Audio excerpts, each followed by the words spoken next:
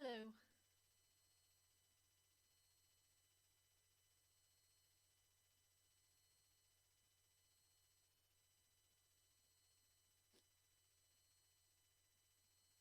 Whoops.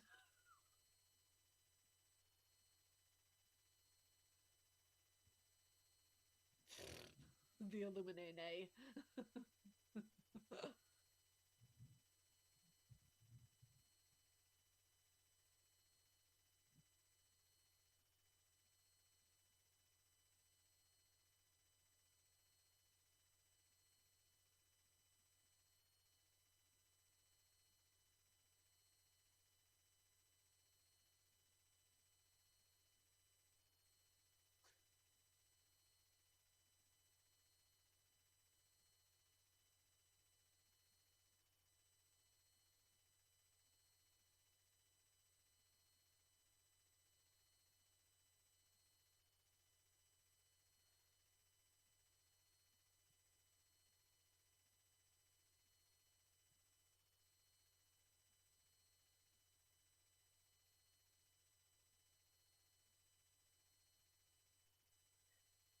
Hi, my name is Ariel, aka Huggable Hipster. I'm actually in familiar territory with the stream being on YouTube, so that's kind of interesting. Yeah, I do content on YouTube every other day, and most of it revolves around analyzing games from psychological standpoints. So yeah,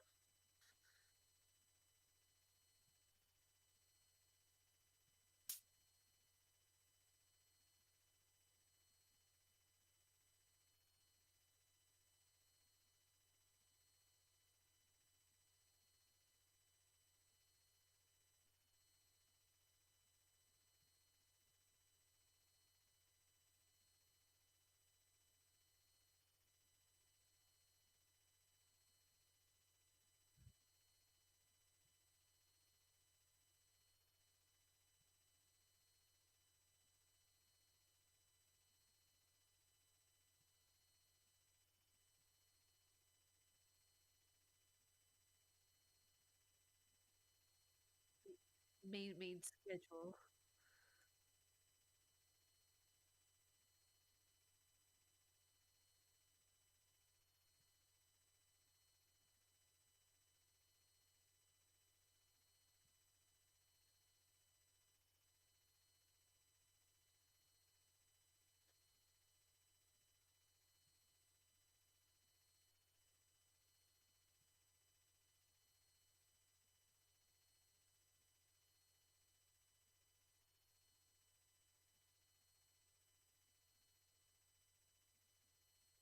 How was that? I've heard it was really good.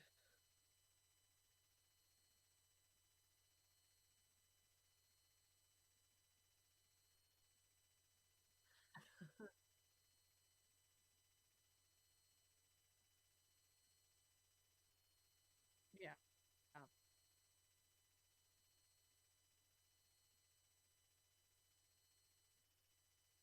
this is true.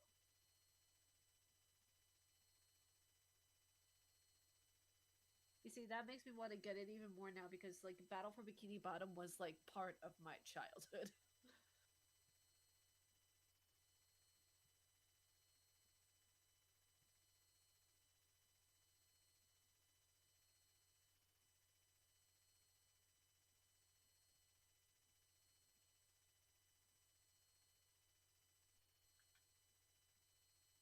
Oh wow.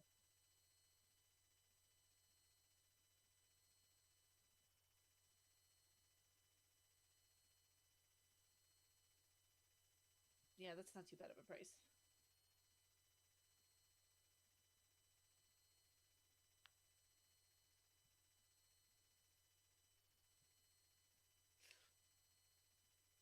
You see, anytime I think of SpongeBob now, all I can think of is the Krusty Krab pizza is pizza, but you wear me.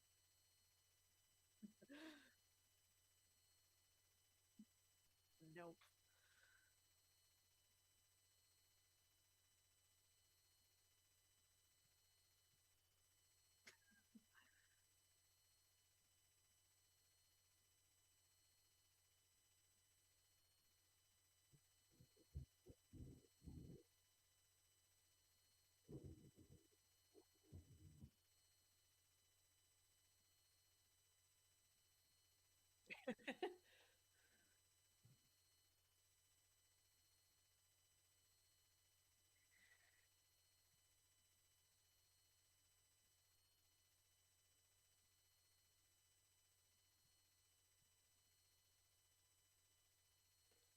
It might also be the thunderstorm that's going on in the back of me because that might kind of like filter in a little bit. Yeah, we're having like a full blown like tsunami outside. You see, I don't mind the thunderstorms as much. It's just whenever there's tornadoes, I'm not fond of them.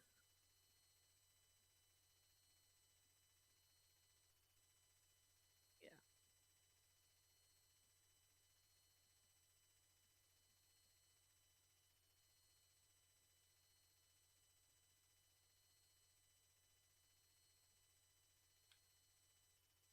I mean, I don't think you sound quiet to me. I can hear you crispy clear. Oh, that's true. I'm not hearing it from the YouTube side.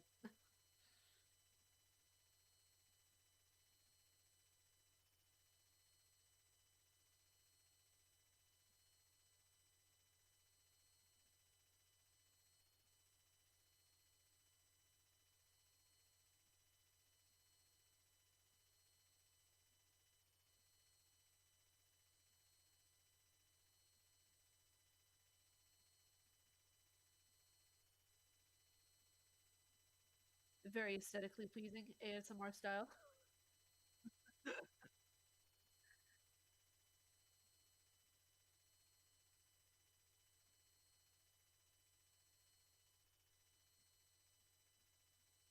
Or you could hear an ant fart. That could also be something too.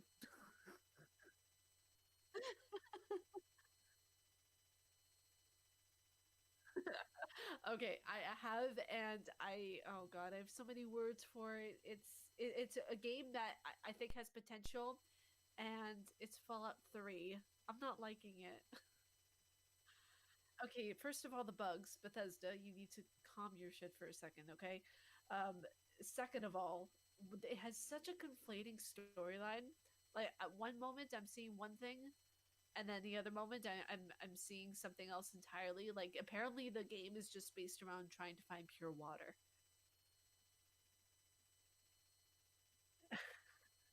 This is my first experience with a Bethesda game not working because Doom absolutely worked perfectly for me. Nope, never.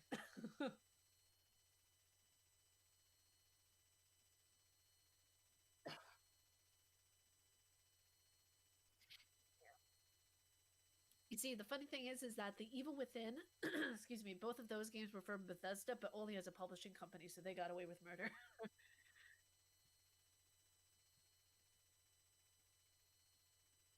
No. Yeah, it's just funny because it's like with that being one of the new games I was playing for the past month, and I just recorded the last episode tonight. It's one of those games of where I have like a big question mark over everything, just like why did they do this? But I know a lot of people love it. That's the thing. That's where I kind of come into a conundrum a bit, and I'm just like, do I completely go in on this game or do I just stay in the middle? Okay. All right. I think I might have fixed my audio issues. Maybe I'm not sure. We'll see as time goes on. But please, like, I urge you, to anyone watching, if things go awry or if you want to just talk, like, please speak up. This is a safe place. We encourage conversation. Yes, exactly. But anyway, I guess since that's out of the way, we can get to the real meat and potatoes. Because I always start this with that same topic, just asking what's people been playing. But anyway, speaking of playing, us we've got a lot to discuss. Honestly, starting with all Oh the yeah. conferences we got during the quote unquote summer of gaming, it was called. Can hear me now? Okay, excellent. So I don't know. I guess we can just go down the list. So first, there was the PS5 reveal slash all those game trailers. What were your opinions on that? Very pleasantly surprised. I was very pleased with the entire conference that that PS5 gave or Sony gave rather. But whenever I was looking at everything, the main overview that I had of everything was that there's something for everybody. So, like, if you have a kid who's going to be, I don't know why a kid would have a PS5, but that's besides the point. I If the mean, parents have a why PS, wouldn't they? Well, if the kid's like 10 years old, like or something like that, I don't know. I feel like there should be like an age limit for how old a kid should be to have a console, but that's That's just never me. stopped anyone before. That's true. But no, for me personally, I feel like there's a game for everybody. There were like very adolescent type games.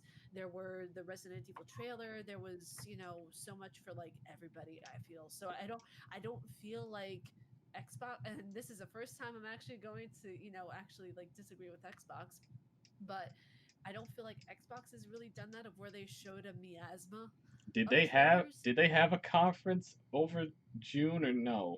They had two. They had one where it was on Twitch, and then they had like another little mini one that was on R- Twitter. really? Yep. I Yep. They must had a have full on. I must have missed that, but then again, if I missed it, it probably wasn't that important.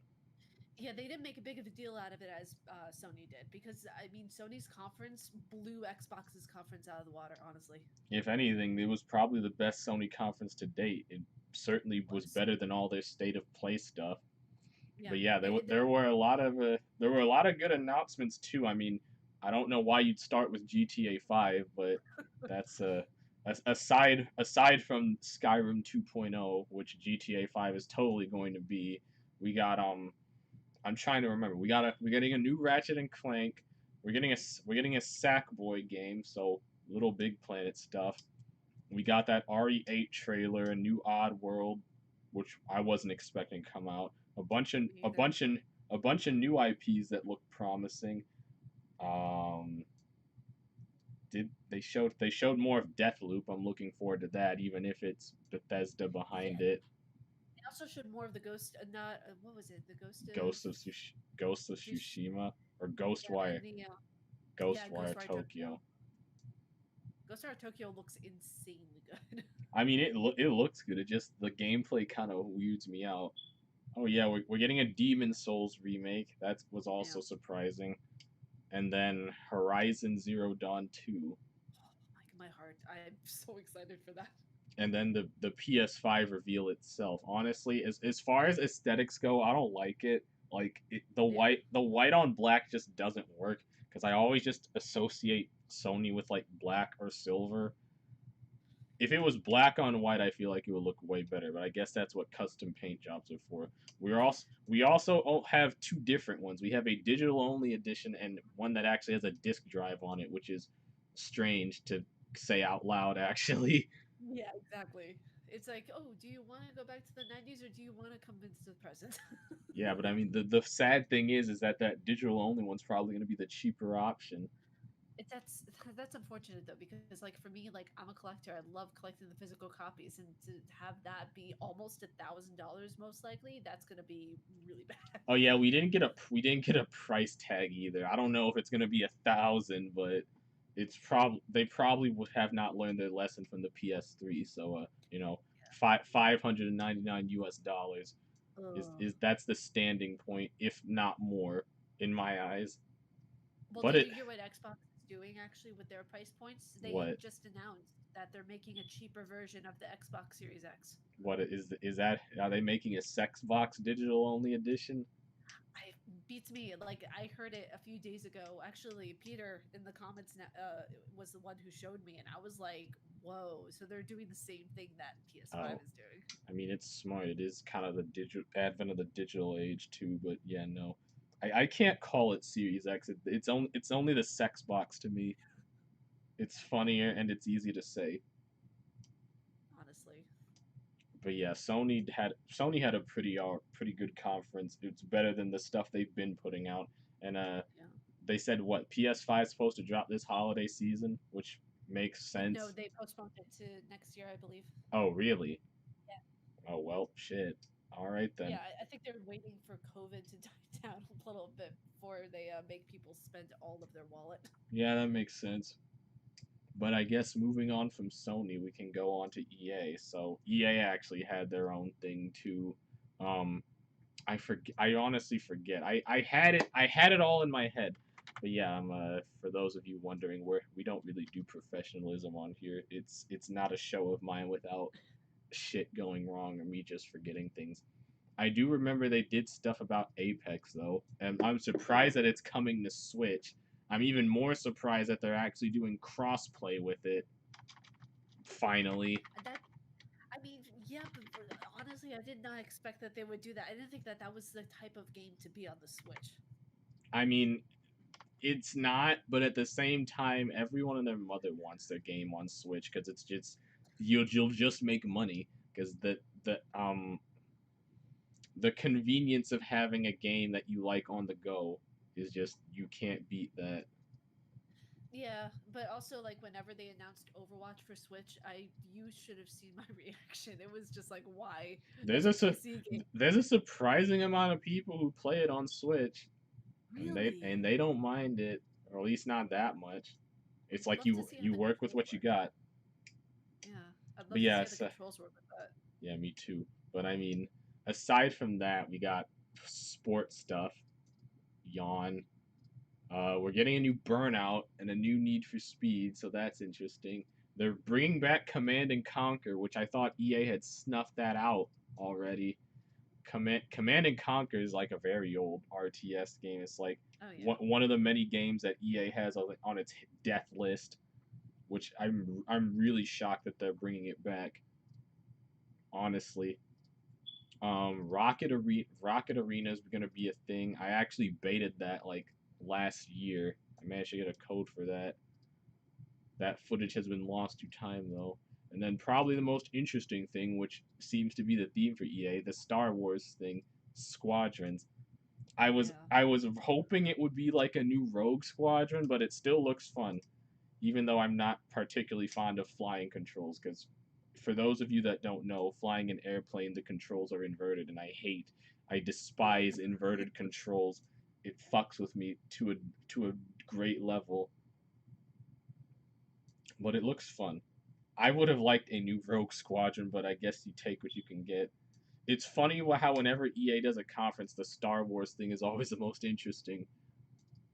It really, I mean, like for me, who's not a Star Wars fan, it really is the way that they do the trailers and the way that the gameplay is, especially. It looks really intriguing. Yeah, just like space dogfighting, which is always awesome. Yeah, EA's wasn't that long. I would say Nintendo, but Nintendo didn't really do anything. We did get the new Smash character. It's Min Min from Arms, if you know what that is, and if you don't, I don't blame you. I don't know who that is, so Yeah, don't blame me. Arms was Nintendo's attempt at a new IP, and it didn't take off as well as they hoped. It they tried to do another Splatoon, not literally, but they tried to make a new IP and it didn't pan out. Oh, jeez. But we got a character from the game in Smash now. She's the first of the next set we're supposed to be getting. Sakurai even did the freaking announcement in his house. Dude's a gamer. He's got like two fucking 60-inch widescreen TVs. He's got fucking every console known to man. Like I was watching his direct, and it's like I saw he had an Xbox, he had an Xbox One, a PS4, a an original PS3, like the ones that are backwards compatible. Wow. Damn. He had a SNES, a Super Famicom, which is basically a Japanese SNES. It's like damn. So That's this is how a game designer lives. with everything known to man, and they use them probably very seldom. Who knows? I mean, we did get a Sans costume in Smash because Toby Fox went to his house and played him in Smash, or at least that's how the lore goes. We don't know the full story, but I just like to assume he beat him in a best of three and got his character in a costume. That seems to be everyone's head headcanon. So yeah, I mean aside from that, you said there was an Xbox conference. What did they announce there? Because I didn't hear anything about this. So this was a little over a month and a half ago whenever they released their news and all that. And for me, I was patiently waiting in eager anticipation. But part of it, besides a few announcements, just bored me out of my mind. Like What did they they announce? so basically what I can say is that Xbox is getting more exclusives this next round. The Okay, medium is an thank God. exclusive. Yeah, the medium is an exclusive from the Blobber team who created the Blair Witch and what you call it, the Layers of Fear, and they're coming out with that because most importantly, the what is it? The composer from Silent Hill 2 is going to be doing the music for that game. Oh, So really? they really wanted to announce that heavily. And then there's other games that they announced which are going to be new IPs. I forget the name off the top of my head right now, but they were really interesting games, horror type alien isolation games that looked really, really cool. Hmm. And there were a few others that were okay, but besides like three games, nothing really caught my interest. And it was for an hour and a half. Really? It was for I think maybe a little less, but what it felt like an hour and a half of releasing content, and then there were speakers who were doing small like little tidbits of information in between, which was informative, but they approached it in very like college, boring College lecture type lecture. way. Yeah, Oh and I god, was that just that like, sounds horrible. yeah, I mean, like I was just like, please move on, next one, move on. Yeah, well, I guess I didn't miss much, which kind of goes to show. But I mean, if they're saying they're doing exclusives, which is a good thing, like console exclusives are kind of a double-edged sword. Like, I get why they exist. Like, you got to move that hardware somehow, but it's just like it's a very anti-consumer practice. It is, and you know what? I'm really happy that things are becoming more cross-plat, but at the same time, it's like Xbox needs more of those kind of things to keep the console going. I feel, and I think this is a perfect time for it. Yeah, but I mean, hey, I'm not good at segues, but this is a perfect time. So actually, our next subject is crossplay and like how the game industry needs to normalize this shit. Like, for real, please. Like, why? I just want to play with my friends. Like, I'm glad there's more games jumping on the bandwagon, but it's still not enough. Like, the only crossplay games I can think of are, well, Apex will be in August, I think they said. Ori Rocket games, Rocket League and Fortnite. And even then, Fortnite took a while because Sony was just being stubborn with it. yeah, and Ori and the Blind Forest and the Will of Wisps were going. I believe they might be cross-platform. Do not quote me on that, but I believe they might be. I'm not sure. Well, I mean, cross-platform is different. Cross-play is like you typically multiplayer games of being able to play with people on different consoles. Like if you own the game on PC, you could play with someone who has like an Xbox or a Right, PS3. right. And it's like that shit's just it's not the norm, even though it should be, especially in Yeah. this day and age. But every console just seems to think that they're the quote unquote definitive experience. That Excuse that's me. been that's been Sony's excuse for a while, but even they've been letting up with it. I still remember when they announced Horizon was coming to PC, and all the Sony fanboys got mad. Well, they're I probably doing the still same thing with Bloodborne. Yeah, I still remember that tweet about a guy finding out that information. He smashed his PS4 in retaliation. It's like, thanks, dude. That's $400 down the drain, but you sure showed them. I don't know. I don't understand people who do that. I'm just like, you spend that money and then you just, I don't know. It's a piece of equipment. I feel very sentimental towards equipment. Oh no, I read this news article once. This is very off topic, but I read this article once about this lady over in the UK. She has some kind of role in a political office. So her son was obsessed with their iPad. So instead of like maybe having a conversation with him, setting up parental control, she smashed it whole, and then she bought another one a day later. I wish I had that kind of privilege and that kind of money, and nothing was learned. You see, that's setting a bad example for the kid and showing him that, hey, if you don't like something, just break it. Yeah, Like, what no, the like hell? don't break your kids' stuff if you're parents. They will hate you for it, and kids can hold grudges. Believe me, I was there. Yeah, I've had that same experience, and I was just like, years later, I still remember it, and I bring it up They're somewhat jokingly, and I'm just like, hey, they're broke your also shit. very impressionable, like Hipster was saying. So, like, we have parental controls for a reason, or just hide the thing.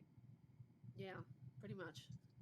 But yeah, no, I don't know. Like, we're getting better with crossplay, but we have a long way to go before it's like normalized, and that just kind of kind of makes my heart sad. Yeah, same. Because I I mean, get, like, I feel like those console wars are just for no reason. And we just want to play games, whether it be with ourselves or just, with friends or anything like that. yeah, the console wars ended when Sega lost. It's just like the big three are just now starting to like get along with each other, barely. It's still tense, but the progress is being made, which I guess is all we can ask for. Yeah, basically. But speaking of progression, let's backtrack on that and talk about the movies instead. So for some reason, if you guys didn't know, in the middle of a pandemic, it's very bad. Wear your masks. Don't go outside if you don't have to. Maintain social distancing. But aside from all that, the movie theaters are talking about opening up again. Opening up again. And Oh yeah. no. That's really all I have to say about it is no. Even I my friend works in a movie theater in Phoenix, and she's saying no. Yeah, no. Well, for one, movie theaters are filthy. Like I know everyone says like they've been upping their cleaning standards, which they should have been to held to this standard from the beginning, but movie theaters are freaking filthy. Like, and there's no way you can clean up a theater fully by the time the next showing starts, unless you just cut like the amount of showings you do in half, which will lose them money. But they've been losing money because no one can go outside. It's ridiculous. It's gotten so bad to the point that a lot of movies that were supposed to come out in theaters have either gotten delayed or just went straight to VOD or streaming. That's actually how I Yeah, they watched. actually It's like. actually how I watched the new Scoop movie. Don't watch it, please. I've heard mixed reviews about it. I'm either like people are saying, "Oh, it's very nostalgic," or either So, people are like, "No." so me and Jules sat down and watched it together. Like, and we did a review on it too. I think it's still up on my Twitch. So, although we enjoyed our time watching the movie's not good. We mainly just riffed on it a bunch. And if we watched it by ourselves, it would have probably been a much worse experience. It's not horrible, but it's about as kid pandering, focus tested bullcrap that you can get with a movie, especially with a Scooby Doo movie.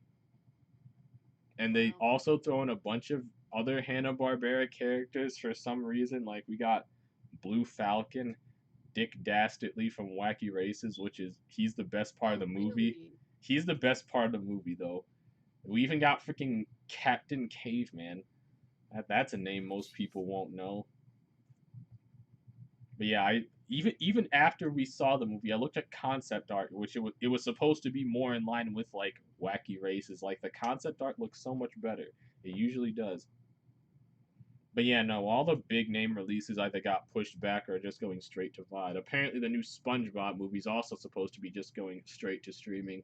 I'll probably be watching that too whenever it releases.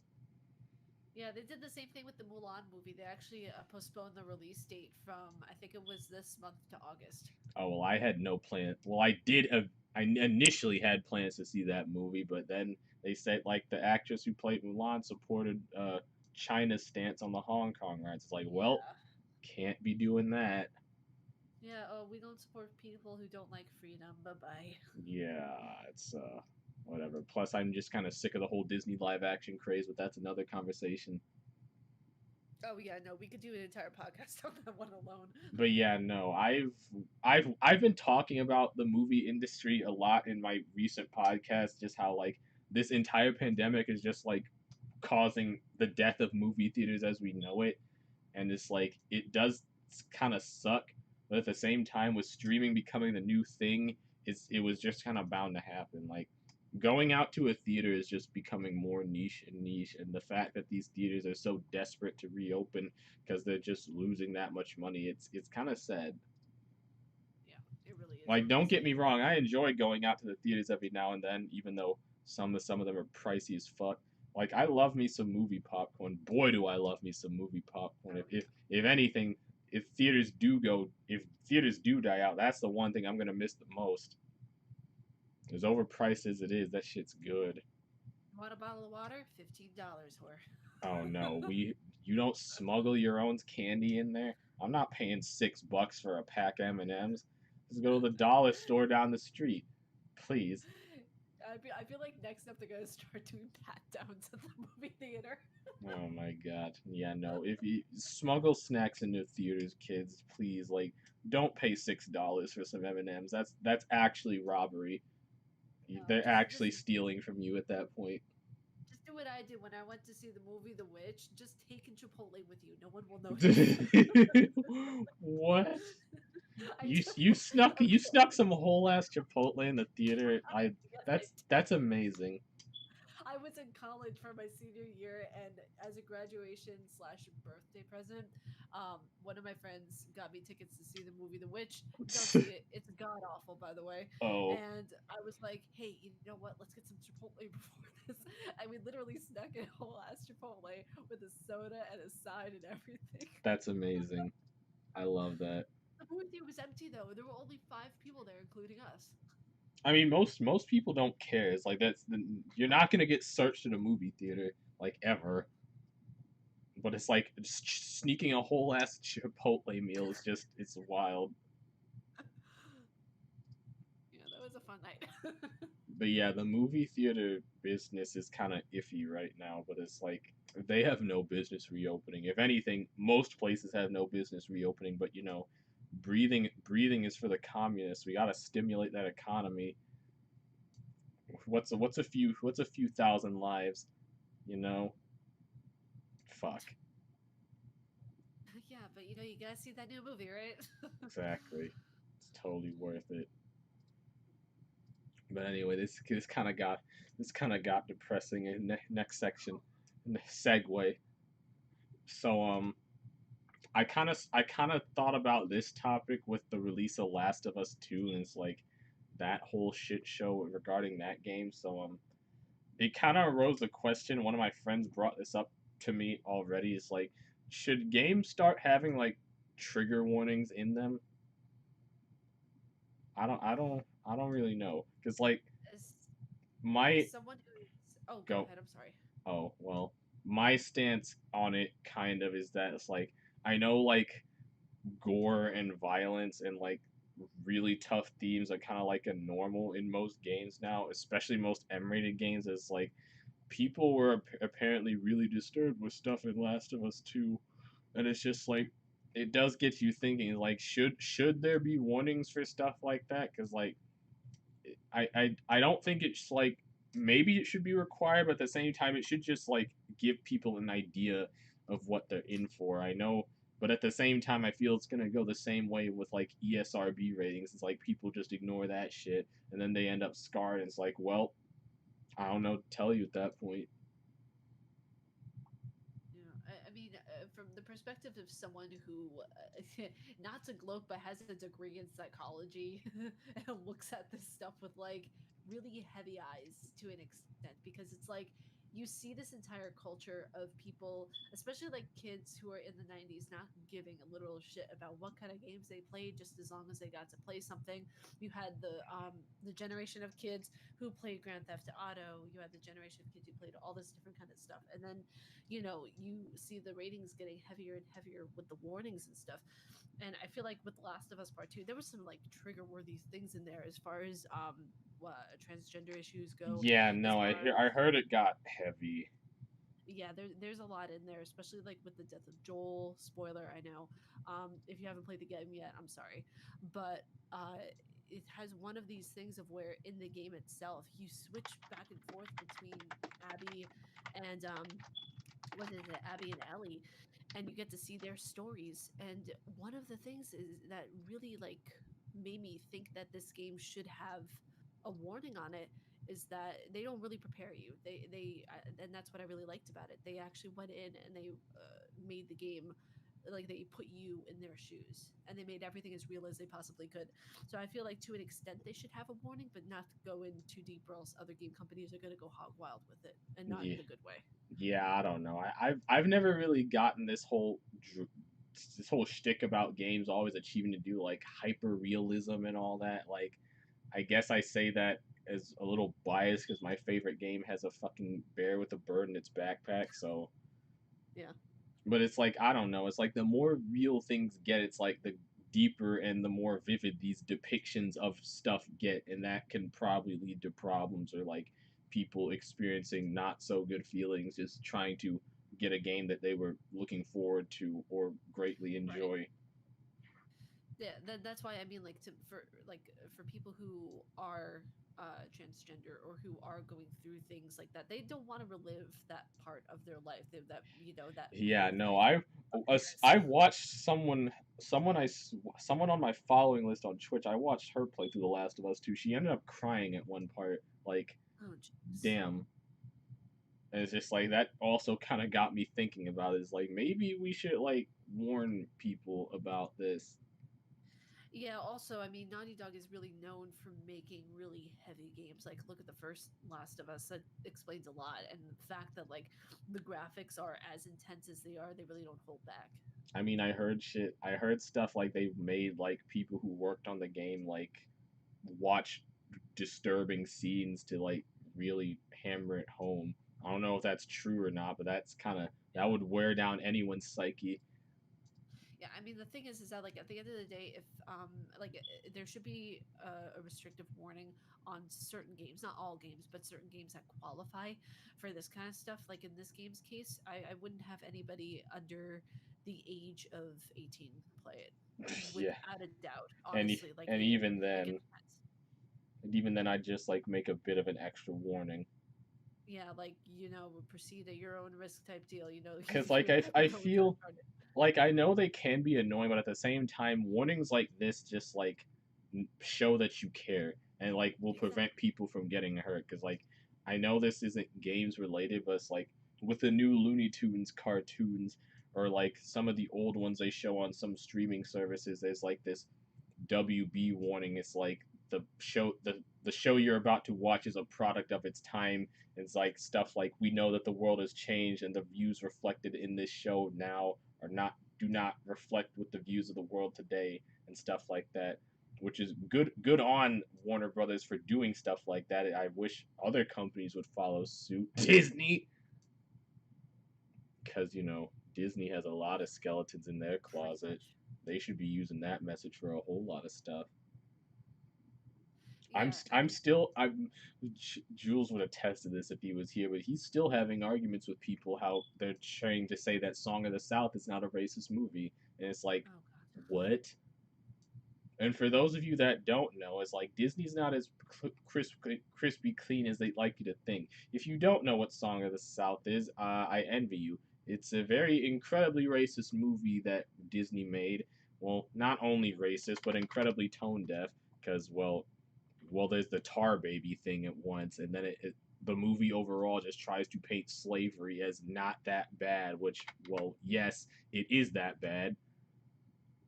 This movie was made in 1946, by the way, and it also Splash Mountain. Splash Mountain was heavily based off the movie, which is why they're trying to redesign it now because of all Wow, the back. really? Yeah, they're trying to base it more off Princess and the Frog instead of very racist movie.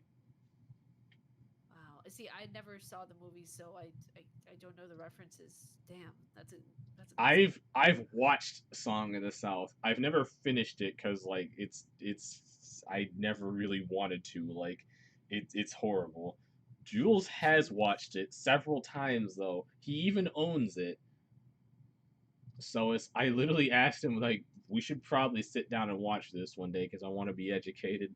As cringeworthy as it might be, because this shit affects me. Because in case you couldn't see my face, my lovely visage, I'm black, so this shit kind of affects me indirectly, but still. Yeah.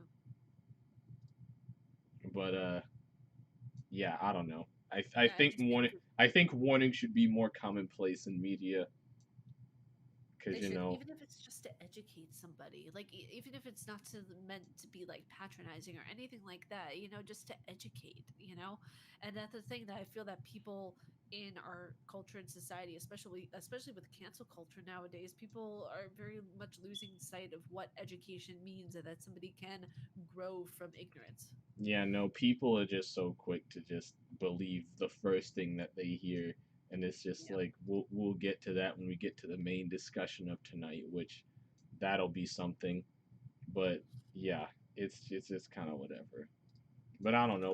We'll see how things move along. Like people have been shitting on The Last of Us 2 since it dropped, and it's still sold like gangbusters. So it's like, to me, it just feels like a sword and shield situation all over again. I It's don't like know for why they're crapping on it so much. I mean, like from a development perspective, it's absolutely gorgeous. It's very well done. From a most story perspective, I feel like they could have done a little bit more with it towards the end. I feel like it was a little bit incomplete, and I do some not want there being a Last of Us 3. some people are saying the story, but most of the arguments I see is like, God damn Naughty Dog trying to push this fucking SJW agenda down my throat. 0 out of 10, like that kind of bullshit. So it's like, Yeah. nah. It's just like, I don't know. People get mad, but like I said, the Yeah. game still sold. So your anger is not only unjustified; it doesn't mean anything. Yeah, Just like Pokemon. I wonder how that boycott goes since they sold 14 million copies in a few months. probably. I have no idea. That one still makes me laugh. And then the DLC came out too, and people bought that. Yep. I think it's all the haters who are just like, we're gonna buy copies and we're gonna tell people how much we don't like it. Yeah, but I don't know. Like I said, I'm bad with segues. So segue. So anyway, this is a topic that I've wanted to discuss, and it's like ever since with all the announcements I've been wanting to discuss it. So it seems like we're getting a platformer renaissance sort of, or it's the best way I can put it. Like if you haven't been aware, they're bringing back a lot of platforming mascots, and it's honestly kind of surprising. Like they brought back Bubsy a few years back. I don't know Wait, they why. did? Yeah, Bubsy got rebooted I didn't twice. know Good, keep it that way. that. But yeah, no, they brought back Bubsy a few years back in the Woolies Strike Back. It's a painfully average game, and for Bubsy, that's actually a fucking improvement, which is sad. But other than that, it's like all these it's mainly the B-list platform mascots. Like they brought back Ty the Tasmanian Tiger. They're remaking KO the Kangaroo, or remastering it. They're bringing back Alex Kidd of all people. And if you don't know who Alex Kidd, he was Sega's first attempt at a mascot before certain Blue Hedgehog became the face. And then less probably more people know about this. It's like Crash. Crash is getting a brand new game for the first time in a while. I don't know when was the last Crash game. The last the last mainline Crash game to come out was Mind Over Mutant. I don't know when Mind Over Mutant came out. I know we got the Insane trilogy, but those were remakes. But the last new Crash game we got was back in 2008. So 12 years ago, Damn. and I for one And could not be. 2008 wasn't a good year for gaming either. Yeah, no, it wasn't. But honestly, I for one cannot wait. But it's really got me thinking that they're really bringing back all these old platforming mascots. Well, aside from Crash, all these really relatively unknown platforming mascots, and it's like it really makes you think if they could make a resurgence. Because for those of you that don't know, I platformers are my favorite genre of games. My favorite game of all time is a platformer, and it's like I just have an immense love for the genre as a whole. But it's sort of like ever since the 90s kind of passed on, the genre has kind of fizzled out in favor of, Yeah. new hotness like story games and shooters and all that. But recently they've been resurfacing because, like, like I said, the Insane trilogy sold well. The Spyro remake trilogy is also fantastic. And people bringing back all these old mascots to surprisingly little fanfare really makes you think. I still want that Gex reboot though. I'm waiting, but I don't think I'll be getting that anytime soon because I looked it up. So Crystal Dynamics is the company responsible for Gex, but Crystal Dynamics got bought out by Eidos, and then Eidos, who owned them, got bought out by Square Enix, and they're currently working on that new Avengers game. Oh yeah, that one's supposed to come out. I have some choice words for that game. My It goodness. it doesn't look fun. Like Bring Another back superhero game though? Really? Like we need it? bring back Bubsy 3D. No, Bubsy should never have come back. But it's like there's a lot of platforming mascots out there if you look, and there's a reason that only a few names come back in the annals of history. Because for every Sonic or Crash that you get like 10 Bubsies. Like Jules introduced me to one such face that should stay forgotten. His name is Woody, Wild Woody.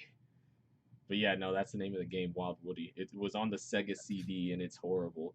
The cutscenes for it are like drug induced. You know what? Oh god. You know what? Fuck it. We're rolling the clip. We're rolling the clip. Y'all gotta see what I mean. Is it one of those clips that makes you wish you hadn't had eyes? No, I'll leave that to your discretion. As soon as I pull it up. But yeah, no, there's a reason why a lot of things aren't remembered. It's like stuff like Wild Woody, Glover, Boogerman. Yes, that's a real thing. Awesome Possum, Zero the Kamikaze Squirrel. Yes, that's also a real thing. Look it up. Who comes up with these names? Who's in the writing room saying, yes, we're gonna name someone Kamikaze? Like, oh my god. It's about as racist as it sounds. Okay, so Yes, yeah, but I put it up on the screen. So yeah, this is Wild Woody for the Sega CD. If you can see it.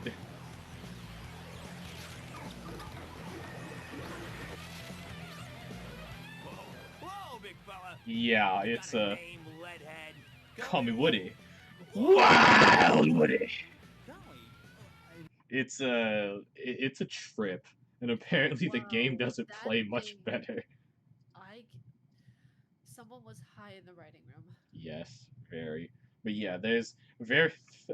It's like as far as like platforming mascots that should come back, my vote will always be for Gex. I would very much like a new Banjo game, but I don't think that's just ever going to happen, considering where Rare is and where they stand as far as the echelons of Microsoft's big grip. You see, this is like if somebody were to take meth, LSD, and weed and put it all in one big clusterfuck. Like that's just what it would be. Oh my god. But yeah, if you do want to take a little history lesson and notice what kind of platforming mascots we've gotten, both for the better and for the worst, if I can find the link, there's this Vine Sauce video that does a very good trip down memory lane of all that, for better or for worse. But yeah, no, it really gets you thinking.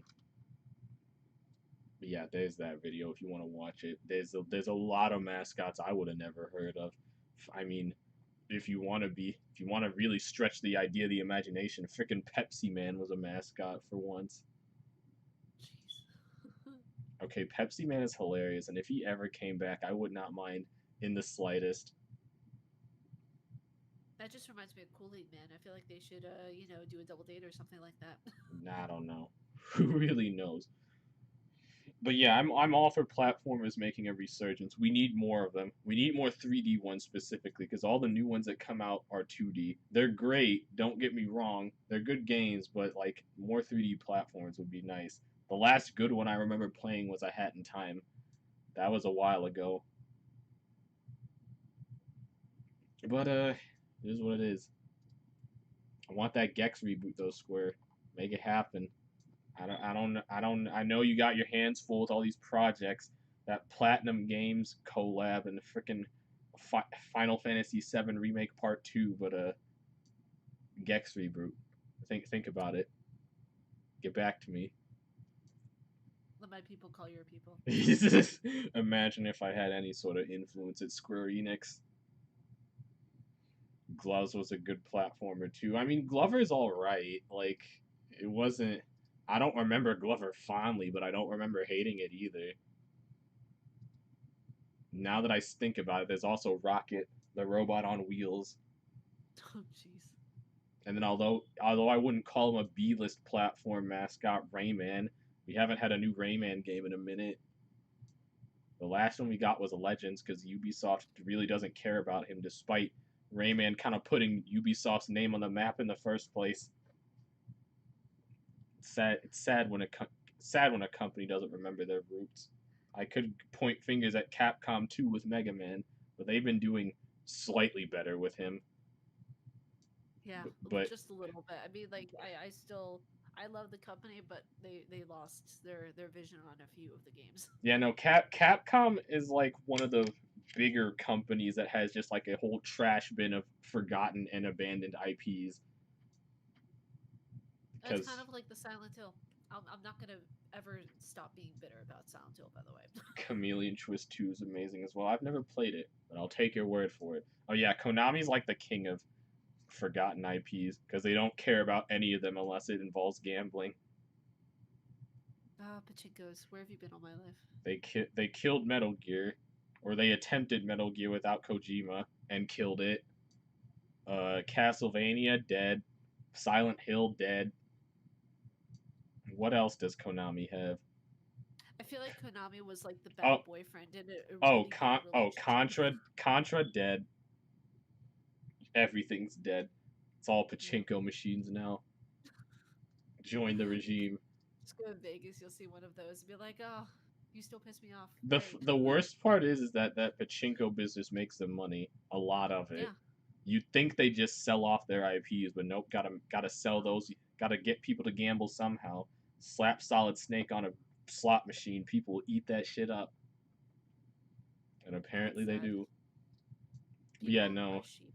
But yeah, no. Konami's like the king of forgotten IPs. Sega's a close second though, because if it ain't Sonic, Yakuza, or maybe Valkyria Chronicles every now and then, they won't have it. No. But they are bringing Alex Kidd back, which is a shock, if anything. But I don't know. I guess we can just look towards the future and see how those remakes pan out. Maybe we'll get more of them. Maybe we'll see some platforming mascots get their time in the sunlight, which they never got. We can only hope. One, we can only hope. But I guess it's a good time to move on. So this isn't something I normally do on this show, but it's like I kind of titled this one a wellness check just to see like how everyone's doing because it's like shit's been rough the past couple months, and we are still in a pandemic despite the the our country because we live in the U.S. I can't speak for everyone else watching, but our country's burning. We're going through it. Our president's a dictator. We're trying to fight against police brutality. Everyone's being outed as a creep, an assaulter, or a pedophile, but we'll get to that. And it's a lot. It's very heavy. So it's Yeah. like I don't know. I guess it's more just like a quick PSA to just like take care of yourselves. Like, please maintain social distancing. Still, like wear your masks. Be clean. Be healthy. And it's like, even though you may want to keep up with stuff like all the drama that's been going on, it's like take it in strides, please, because this shit wears on your mental. Even for someone like me who is typically jaded towards the issues of the world, and it's just like gross. In fact, I just got into an argument recently about why someone is a pedophile. Oh Because gosh. like you should never be standing up for someone who had their way with a 14-year-old. I don't care if the fucking age of consent is different around the world. It's not different here. And if you think that it's okay in any fashion, you need help. Yeah. But like I said, we'll get to that. I have words. I'm sure we'd all have words if I had more guests, but Speaking actually of wellness check, something to update you on, because this is actually something I meant to tell you before. I actually had to use CBD oil for the first time. Well, not necessarily oil, it was a chewable. And because my anxiety was so bad last night. oh, I'm sorry.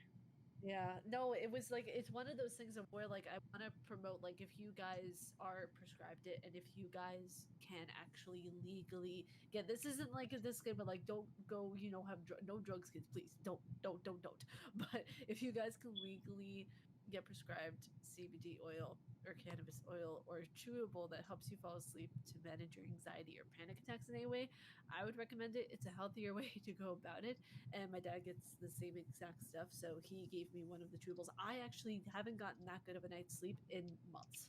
Yeah, no, So, my sleep's actually been improving too, cause like I don't have a sleep schedule. I won't even say I have a horrible one. I just don't have one. Like I the last 2 weeks I spent a couple nights just I tried to go to bed early. Like I actually got in bed at like midnight or 1 in the morning, which is it's early by my standards, and I just sat there in my bed. I had my eyes closed, but I never fell asleep. And the sun came up before I knew it, and I still wasn't tired. And that's kind of when it hit me is like I have a problem and this needs to be fixed.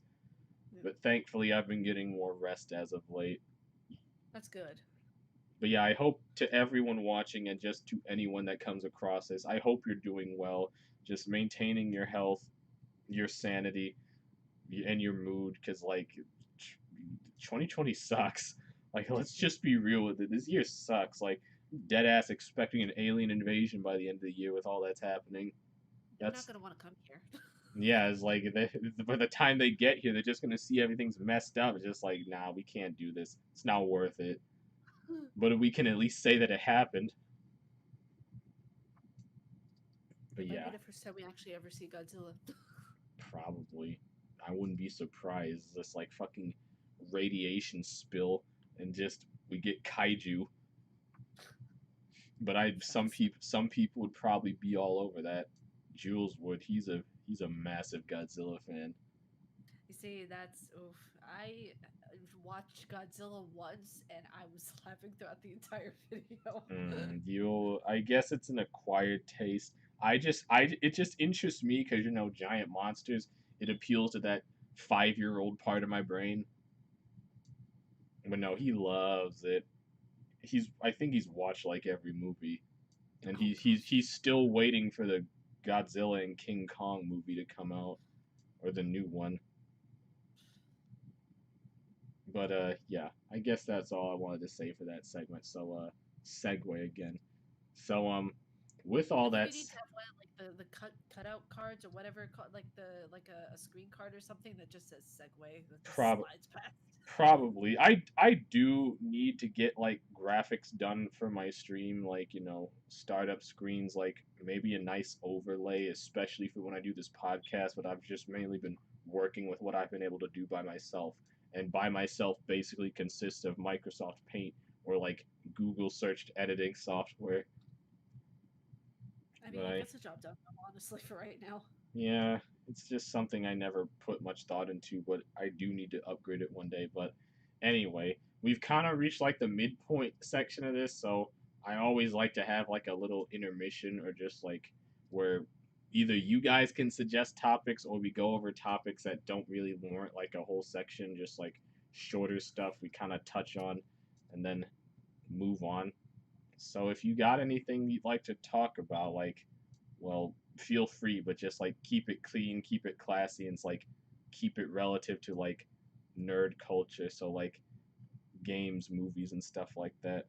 I've been trying to stretch more into like political or like basic human issues, but like still. Oh, have you heard that there's gonna be a new Batman game? Really? When? I don't. They haven't given a definitive date, but I heard that there's going to be a new one that's apparently coming out.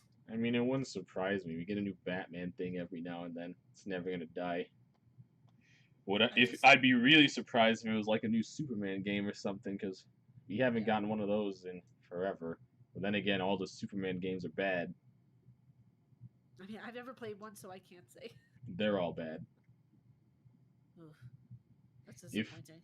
if we consider Avatar: The Last Surrender an anime, then do we also consume Totally Spies as well? No. And I say that for one reason is that's because Totally Spies and a lot of cartoons in that era of cartoons were specifically designed to like be so they were specifically designed for that aesthetic. Like they were trying to be anime without like actually being it, if that makes any sense. Yeah, Plus, I mean, Totally Spies is like it's not that great a show, but people remember it because hot chicks. But yeah, I don't yeah. know. But speaking of cartoons, have you? I've actually been watching a new one because I don't know if you guys know what Close Enough is. It's basically the successor to Regular Show. It's by the same guy. It's pretty funny stuff. I highly suggest watching it. The first two episodes are available, and I think it's being streamed on HBO Max. I think. But yeah, no, I recommend Close Enough. It's basically Regular Show if it wasn't on a restricted to a children's network, and that goes about as well as it sounds. It's very crude humor, but it's good crude humor. See, I love some crude humor. I remember whenever SpongeBob had crude humor that we didn't know what it meant at all. Yeah, no, the great thing about shows back then is like a lot of shows, a lot of older cartoons you remember from your youth, you can appreciate more when you become an adult because you understand those jokes. That's why I like Looney Tunes so much because there's a lot of stuff. Well, Looney Tunes and Animaniacs, there's a lot of stuff that would go over your head as a kid. But then when you reach that age, it's like, oh, it's like, then you wonder, Yeah. how did people get away with this shit? Like, damn. Basically. It was different. Senses were probably like a lot more lax back then. I mean, I feel like that's true mostly just because it was what the late 90s, early 2000s. I feel like everything started to become really chaotic after 9/11, honestly. Yeah, then it's like there's always that mentality that cartoons are only for kids, which they're not, and animation is for everyone, and anyone who tells you otherwise has their head up their ass. Sorry. like for like for me personally, I love sitting down, relaxing with a Red Bull, watching some Family Guy. That's the best night ever. Yeah, it's like there's a reason that SpongeBob is one of the most well recognized and well loved shows of our time. It's like it's literally ingrained in our culture at this point. Not just our US culture, but the world's culture. Like there's never a show that's going to appeal to as many people or be memed to absolute hell and back like Yeah, SpongeBob. Like there's a SpongeBob meme for anything and everything. And like literally everything. yeah. That should You be want like to go? the pioneer example of showing that animation can be for anyone to enjoy, and it should be made with that mindset intact, not just like appealing to kids or a certain demographic. Because like there are grown men who like SpongeBob. There's grown people who still watch Disney movies despite them having kids or not. There's freaking grown men who like a show about goddamn ponies. Like, damn, dude. Honestly, though, I feel like that and Pokemon and Sailor Moon as well. Doing the Mario is appropriate for all ages. I hate you, but I agree. I agree 100%, but I hate that you brought that up. Uh, Mike's got the right trim of mind over here. God, I fuck. Now that you brought that up, I gotta play the fucking video. I just can't do it. Like, I've seen that in like fucking several different languages.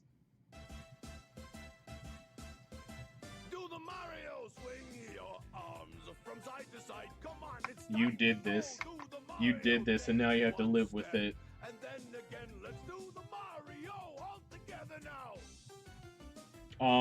You Yeah, got it. so don't watch the Super Mario Bros. Super Show. At least not while you're sober, Arms from side to side. Come on, it's time to please. go. Do the Mario take one step.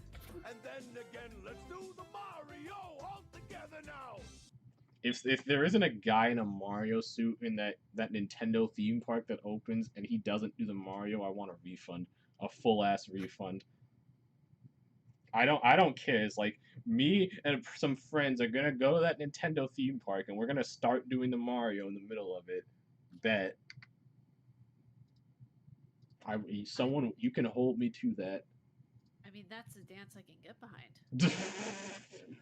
Please, no. But yeah, no. I recommend Close Enough. I also said this last podcast, but I recommend the new Looney Tunes shorts too. They're great. It's not doesn't quite capture the caliber of the original, but they're still pretty good. It's still funny. I feel like that guy's trying to do the whip and nay nay. Yeah, we don't talk about these. We don't talk about this era. But aside from that, I would say there's more shows to talk about, but like that new SpongeBob movie isn't out yet, or at least not to my knowledge. I'll be watching that when it is. It looks good. At least the animation looks good, even if the premise of the movie is just like an extended 2 hour cut of Where's Gary. But I digress. So I kind of wanted to make this its own topic, but I wasn't sure, so I just kind of put it here. So speaking of cartoons and media, there's been. I guess I'll just ask the question: do y'all agree with that personally? Like, can I just give my take with this? I mean, I kind of agree with it because if you're gonna portray a character accurately, then I feel like that's the one way to do it. Well, I mean, it's different in like live action stuff, but it's like when if it's just voice acting, like people don't have specific voices based on race. It's like you don't. People like to say it's like, oh, you don't sound black or you don't sound Mexican. It's like that's kind of all bullshit, though. It's like Yeah, there is no sounding black. There is no sounding Mexican. You just talk with the voice was that you were born with, and just like exactly. just replacing black VAs just because the character is black just doesn't seem right. Although I will say, before you cancel me, there needs to be more black people in the media industry. Like there needs to be more black VAs. There needs to be more black animators, more black animated characters, all that stuff. Stop trying to gatekeep us out of the industry. But it's like to just have someone be a VA because the character's black and they're black. I don't really agree with that sentiment because like a lot of character because like voices make characters like you attach certain people to certain voices because of the work that they do. It's like freaking Phil Lamar. Phil Lamar is the guy who voices Samurai Jack. He's black. Samurai Jack isn't. So it's like that's probably like the one example I can think of though. But there's others. I'm damn sure there's others. Heck, actually, going back to new cartoons, there's a black guy's voicing Cuphead. Oh wait, really? Yeah, Oh, that's awesome. and Is it? for those of you that don't know, Cuphead's getting its own animated show on Netflix. It Yes. looks amazing. But yeah, no, a black dude's voicing Cuphead, and Cuphead's a goddamn cup. So it's like, fuck. I mean, like, I'm kind of like, I don't know. I have two mindsets of it. Yes, do I think that there should be more representation? Obviously. But I kind of feel like if you are going to portray, like, if someone who is an Asian character in um, like a film or a documentary is being played by a white person, then I feel like that's obviously wrong. But a VA, like, you could do so much with that. But I don't know. I'm on the fence about that. Like Obviously, I feel if like they it's should an be represented. like if it's an actor, I get that. But if it's just the voice behind the character, then it's like it shouldn't matter what their skin color is, as long as they can give life to that character through their voice. Yeah. I don't know. It's just kind of it's just kind of weird. Yeah, because I heard that the guy from Family Guy stepped down as the voice of Cleveland, Yeah, and I no, was the guy who voices Cleveland stepped down to give a black man a chance. So it's yeah, like that's just gonna be really weird because it's like the Cleveland's voice is one that sticks out in my head a yeah, lot. it's iconic. Yeah, then even Mike brings up a good point. A lot of people in Japanese shows and anime, a lot of guys are voiced by women. Yeah, that's true. Goku's Japanese VA is a woman. Yeah, I think it's also that way for Ed Elric in FMA. So it's yeah. like, what's up with that there? I feel like everybody is very trying to be very careful nowadays with everything that's going on. I feel like they're trying to be too careful about certain things. Ah, yes, you gotta push that SJW agenda. And then another voice actor that popped into my head, Clancy Brown. He's white. Yeah. He plays Lex Luthor in the Superman show. And I don't know if Lex is supposed to be white, but I don't think he is. He's got a little melanin in there.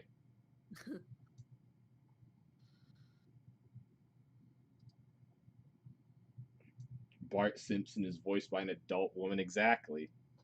Yeah. It's like it doesn't matter who the person behind the voice is. It's just that if the voice fits the character, what they're supposed to represent, then it's all good.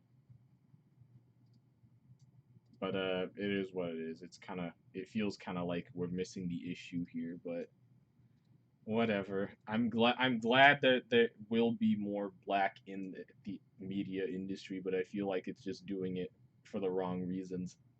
Yeah.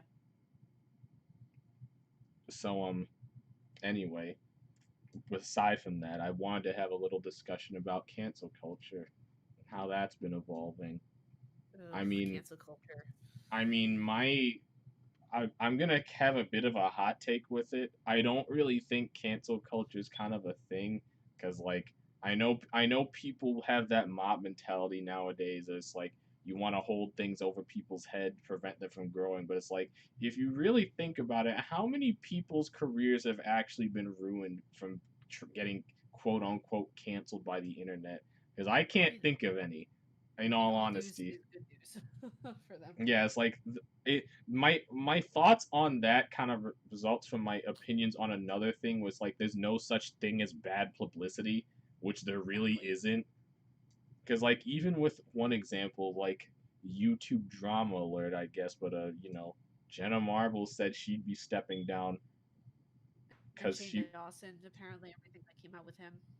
yeah, and it's like people were bringing up a mistake she made where she apparently did blackface, but this happened a decade ago, and she hasn't done anything else to elicit such hate.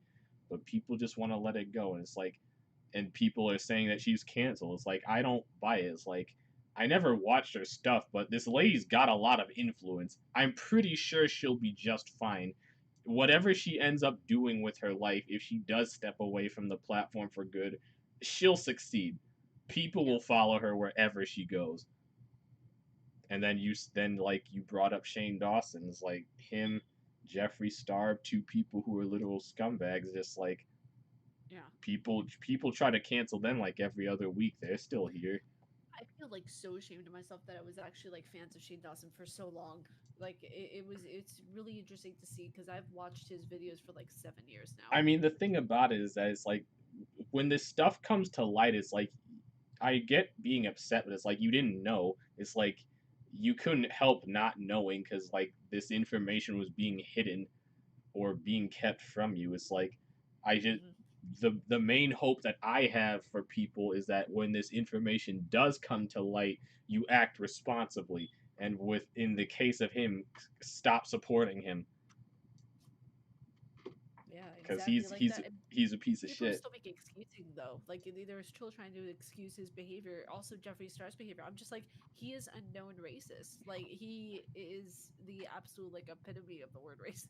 Yeah, this kind of gets into a different problem where it's like people I guess our lives are just so sad and meaningless that people have to just dedicate their entire existences for fawning over other people's lives, and it's just like that leads to people being put up on pedestals, and it's like they can do no wrong, and it's like no, Yeah, that's not how this works. Stop idolizing people.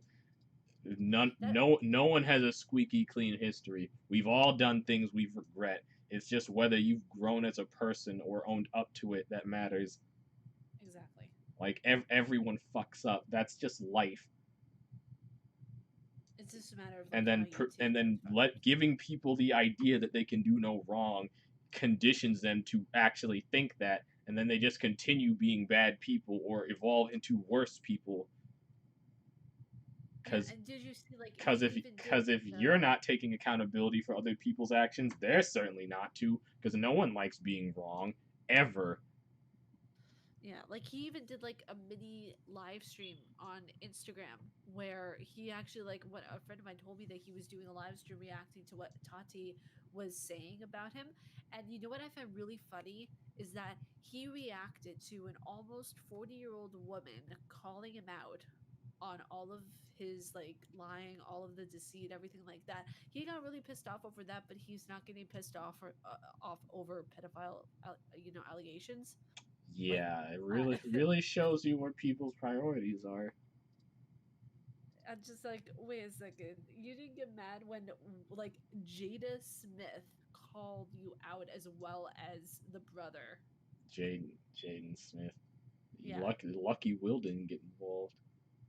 Yeah, no, Jada and Jaden actually like spoke up about it, about like the Willow Smith, like the way that he was like, acting poorly Yeah, in front of a poster. I was but just it's like, like I don't know. I don't really buy into the whole myth of cancel culture because like no one's really actually had their career ended, and even if they have, it's like people usually forget after a month because like the internet has just conditioned us to be worse people in general. I stand by that, and you can fight me on it, but it's like I don't know. It's just kind of dumb. It's like apparently people also never went to school because like if you want to get up to date on stories, do some fucking research, people. yeah, We all Google exists for a reason. Just look into this stuff and don't ask people to look into this stuff for you. If you really wanted to know, you take the initiative and find it yourself. yeah, exactly. That's also been going on with we'll get into the next topic is like people are saying is like, oh, where's the proof, it's like you shouldn't look for it. This crap's all over the place. This is why we have social media. It's also why people have, opposable thumbs. Like you can Yes, just type it away. it's like it takes you 2 minutes at best. But I digress. But I guess that's more than well of a time to get into the main topic. So for those of you that don't know, the main topic, well, the main topic for the past few podcasts have been getting heavy. Like last month, we kind of went over Black Lives Mattering and all that stuff, which they still do. They always will do. And if you couldn't see by that lovely little meme that I made in like 2 minutes on the top left screen in my corner, there's been a lot of things involving sexual harassment on the internet. I was just gonna say in the streamer space, but no, this shit's coming forth all over. Like Yeah. a lot of men, a lot of women and men, because both both genders can be fucking assaulted and abused. Don't buy into that myth. It's only women. But a lot of people have been coming forth with their stories. It's like most of them have proven up true, and it's like although there are some lies and those people are scum of the earth to try and take advantage of situations like this, it's just it makes my skin crawl the more I think about it, honestly, because like I'm just gonna get this out of the way. Like, there's a reason I made that meme. It's like if you sexually harass someone, be they man, woman, or whatever they identify as, you are scum. I feel no pity for you, and I hope you burn. That might be a little rough, but you deserve it. For those that don't know, sexual harassment isn't just rape. It's just it's coercion. It's grooming. It's like basically if a girl or a guy tells you no and you're still trying to advance on them, you're crossing a line and you need to stop. Thank you. So many people get like those words mixed up and they think, "Oh my god, wait, you were raped." I'm just like, Like "No, no, it's different." it doesn't always devolve to that. It's like it's like rape is the most extreme case, but it's like dudes being creepy in other people's DMs. Like some people get stalked, like pedophilia, which is if you're a pedophile, like die. There's no if and or but with that. Just please cease existing. It's all sorts of stuff, and it just really makes me sad. A couple people I interact with had stories of their own, and it's really freaking heartbreaking that people just well that one people do this and two people are allowed to get away with this, be it like a position of power, influence, or something, some dirt they have or whatever. It's actually like really sad because it's like and this isn't like, a pity moment or anything like that because, fuck pity or anything like that. But I was actually able, like, for the first time, I was able to open up to a close friend of mine about everything. And like, for anybody who wants to open up about anything like that, please open up to a close friend. Don't immediately think you can be a heroine and open up online and people will instantly like vibe with you about it because the internet's gonna be like a cruel place for a lot of time. The internet's gonna tear you apart whether you want to or not. But for Yeah. some people, women especially, it's the only place they can turn to. It's like Exactly. people always want to be like, "Oh, why didn't you tell the police?" Do I have to point to the riots we're currently having because our police system is beyond fucked? Police are not going to do anything about it, honestly. Half the time they'll just laugh at you. Yeah, and the thing is Honestly, that like I remember specifically like and I feel comfortable enough saying this actually. When I first told one of my friends about like what happened, she told me I was over exaggerating and that I need to like rethink about things. yeah, it's like people come out to other people online because no one else takes them seriously. It's like Yeah, people always want to be like, "Oh, where's the proof? Where's the proof?" It's like some things, yeah, you do eventually want to dig deeper into things, but some things you should take with a little bit of urgency. It's like if someone tells you they're gonna kill themselves, it's like you're not just gonna ask, "Oh, well, where's the proof that you're thinking about?" It's like, no, you need to take that shit seriously. Sit him down and talk to someone. And that kind of goes the same way with sexual assault. It's like if someone is taking the strength and the courage to confide in you about this stuff, it's like just listen with an open ear and have a goddamn heart. Because yeah, like there's hardly, aside from personal gain, and that's a problem in of itself, and there's always going to be people like that. What there is no gain people have to coming out about these things, because it's like it it puts them in a very precaution it puts them in a very bad situation, either having to relive painful memories, or in some cases it could put their very safety at risk. yeah, and it actually like gets, and I can speak from experience on this. It gets to like dangerous, honestly. Like you can't actually like say anything, or else you're going to be in like really like big trouble, honestly, because you This have the threats from them lingering over your head, but you also have the worry of like, oh, if you tell anybody, it's not going to matter, it's not going to count. So you're really in a catch-22, honestly. Yeah, people who are abusers or groom people know that they can do it because that implies that they have a position of power over someone else, and that's really all you need. That's really all you need, and it's sad. Yeah. But at the same time, I am glad that stuff like this is happening, because it's like, one, these people need to be exposed and they need to be held accountable. And if they end up do getting canceled from it, quote unquote, so be it. They deserve it.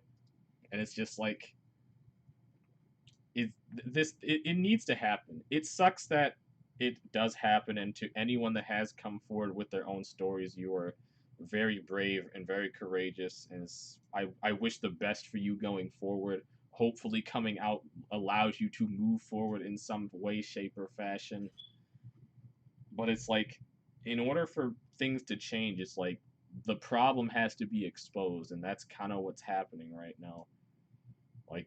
Even today, I was arguing with someone over a popular face in the Smash community having fucking relations with a minor.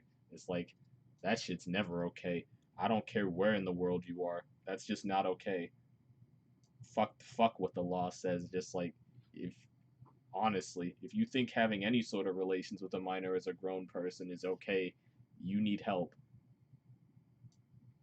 Yeah, it's just I can't even fathom that. Like, even like people who study brains for a living, they don't quite yet understand what the chemical imbalance is that causes people to do that. But yeah, no, it's like, but it's just sucks, and it's like we have a long way to go before this stuff happens. But I mean, things are improving. Like even on the Twitch side of things, which is where a lot of streamers were being outed as creeps, they at least took some action and banned some of them. Heck, they even banned our president off the platform. Well, Honestly, they suspended him. there were people who I actually like personally like was approached by for sponsorship opportunities who I didn't even know that they did even were doing anything, and they got, terminated, they lost their job, and I was just like, "Oh my god, holy shit, Yeah, this no, is crazy." even in the game industries, this stuff is way more common than it should be. In fact, they've recently Yeah. launched investigations over at Ubisoft because there's a Yeah. bunch of allegations with them. I hope those investigations are private, because if they bought the detectives, that doesn't do us much good. No. Not Yeah, at all. but I just hope like all the people who are going through this stuff aren't and it's I say this with a grain of salt because I know that this is something that people are going to be like, well, this obviously won't happen, but there is the rare case of somebody using assault for clout. We don't Yeah, want that no, happening. we've had some cases where some people coming forward were outed as liars, and like I said, there's always going to be people trying to take advantage of other people's sufferings. Even with the protests when they were at their height last month, people just freaking broke into stores and started rioting just to further their own agenda, and that just made the rest of the movement look bad. Yeah. But in the case of this, is like this is not something you should lie about. It's just plain dirty. If you really wish the world to burn that much, you're just making it harder for people who are trying to be honest when they come out about this stuff. Yeah, exactly. You're setting things back exponentially. Like it's not just a little setback, it's a large setback, and it multiplies with every person that just tries to abuse the situation. Like heck, even I had a scare with like freaking sexual harassment once. Like a girl pounced on me at once in college, like had me pinned down to a couch. She backed off though, cause like I had a moment where there was literally genuine fear in my eyes. We never talked again after that, and honestly, I don't think much of it to this day, but it happened. Jeez. I'm Yeah. so sorry you had to go through that, dude. I mean, like I said, I don't think much of it. It's just like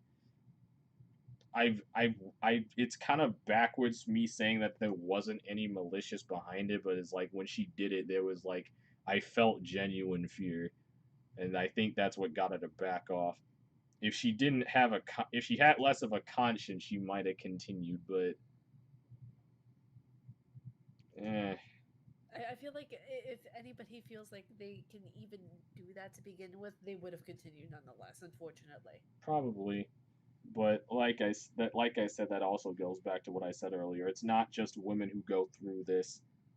If in fact, I think it's harder for guys to come out because when they do say that they got sexually assaulted, people just want to be like total fucking meathead dicks, and it's like, oh, you, why are you scared? You got some head, or you got some pussy.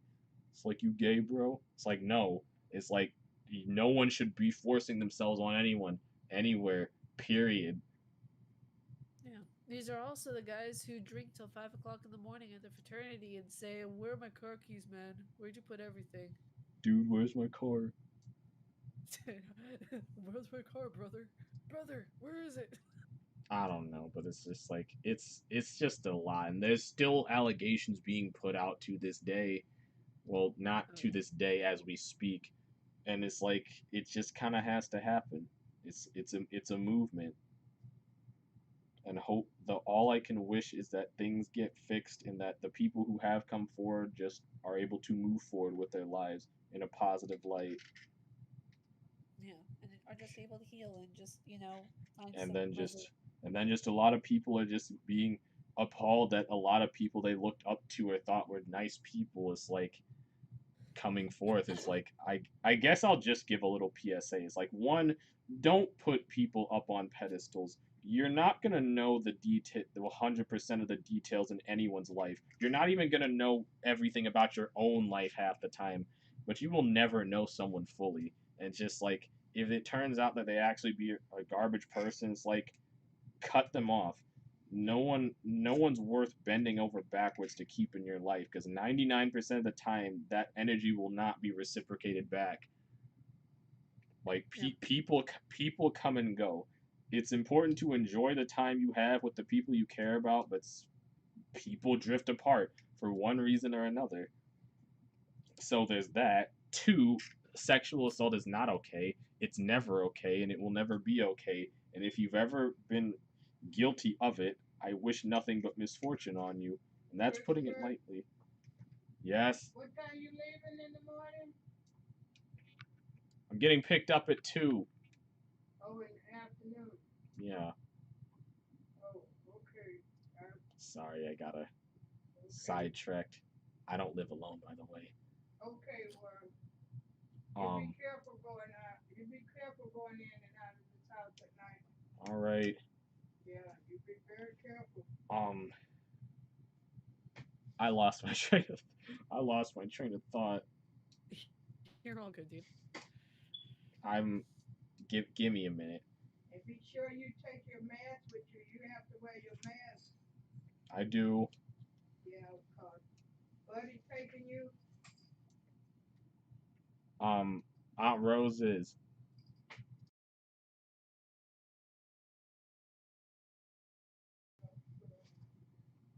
All right, well, that was incredibly awkward. So yeah, I don't live alone. I'm shacked up with my grandmother, both out of necessity and out of convenience. But God, where was I? Okay, so people come and go. Okay, so number one, people come and go. Don't bend over backwards to keep people in your life. Like, enjoy the time you spend with people you care about, but don't be sad when they leave. It's just people grow apart. Two, sexual assault is not okay. It's not just rape. It's a whole lot of other things, and if you've ever been involved in it, I wish nothing but misfortune on you. And three, just like if people come forward about things that are this serious, like just have a heart for one, and two, like believe them. Like, yes, you can take these things with a grain of salt, but it's like you should not just someone should not come forward to you and say they got assaulted or harassed and your first instinct should be doubt. That's not good. And if that's your first instinct when people come forward about this thing, you're kind of part of the problem.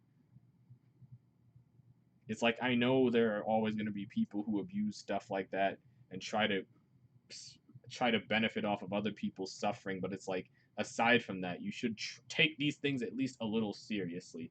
Back to the suicide thing. It's like I've lost good friends because I weren't able to help them through the tough times, and it's like that regret will haunt me for the rest of my life. But it's like, and that's kind of why I take the issue very seriously. But it's just have a little bit of empathy.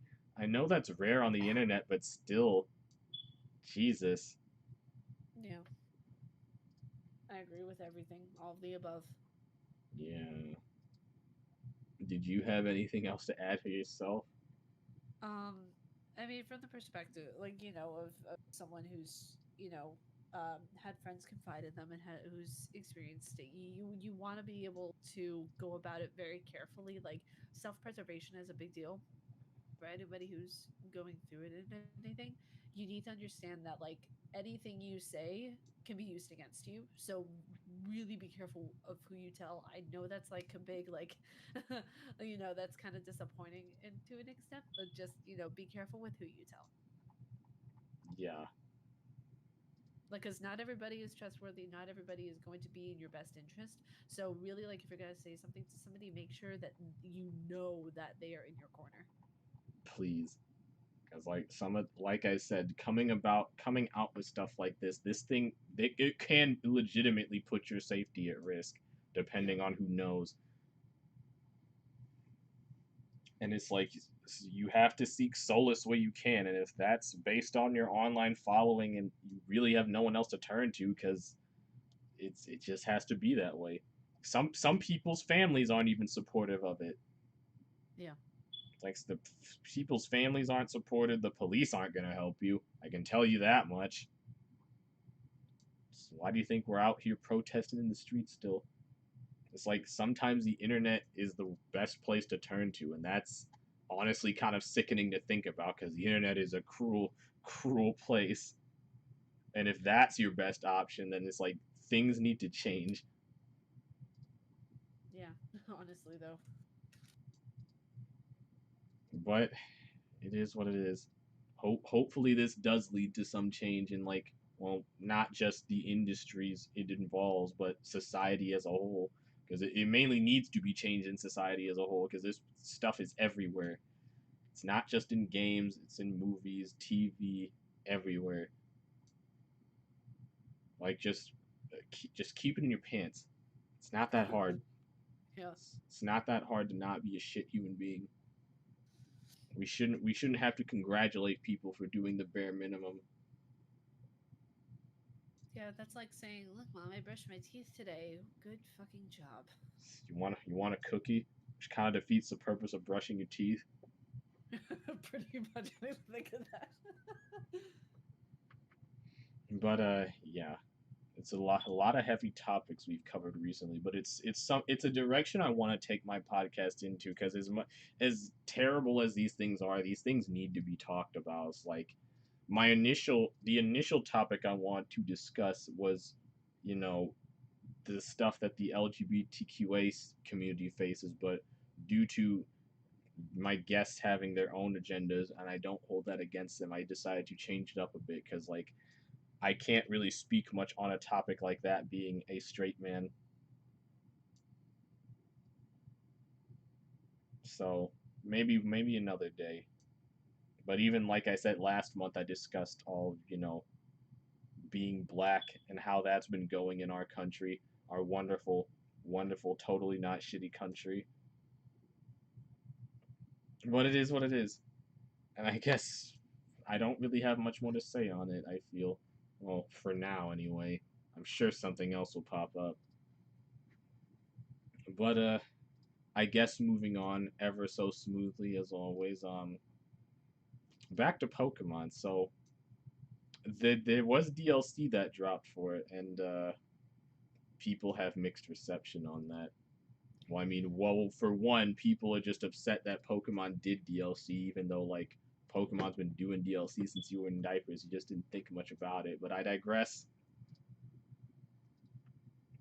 The Isle of Armor, as it's called, is out, and they brought back a lot of new Pokemon. Well, they didn't bring new ones. They brought back a lot of old ones that people have been clamoring for. Some of them, anyway. And it's just like, I don't know. I honestly, I take a stance of where like it's something along your lines of what you said in a previous podcast, where Pokemon just needs to take a hiatus for a bit. I mean, they announced this DSC a while ago, but it's like, I don't know. Some people like it, some people don't. But it's like being a Pokemon fan in this day and age is exhausting. I remember when times was simpler. Yeah, honestly. Now it's just like people get mad about it, but they still buy into it, so the problem just keeps repeating itself. And then actually speaking on Pokemon, now they're actually making a freaking MOBA based off of it. Wait, really? Yeah, no, they announced Pokemon Unite. I guess I forgot about that for whatever reason.